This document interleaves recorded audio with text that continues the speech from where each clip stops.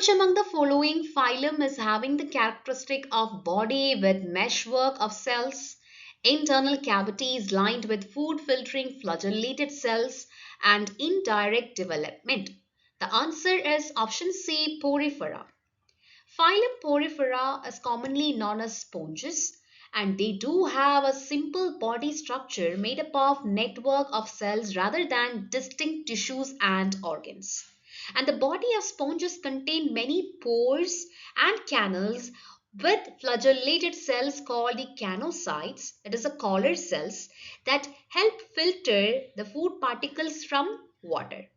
Now coming to the indirect development.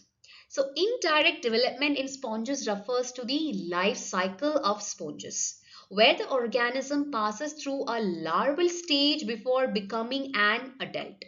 So the larvae of sponges are free swimming. So they are capable of moving through the water, and after a period of swimming and dispersing, the larvae eventually settle onto a surface where they undergo a transformation and develop into the adult sponge. So this process contrasts with the direct development where the young resembles the miniature adults and do not undergo a larval stage. So the answer is option C, Porifera.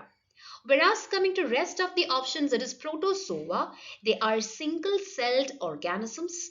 Option B, Coelenterata. They includes organisms like jellyfish and corals which have more complex body structure.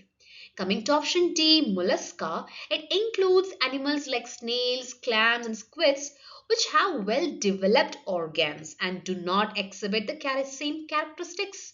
So option D is incorrect. The answer is option C.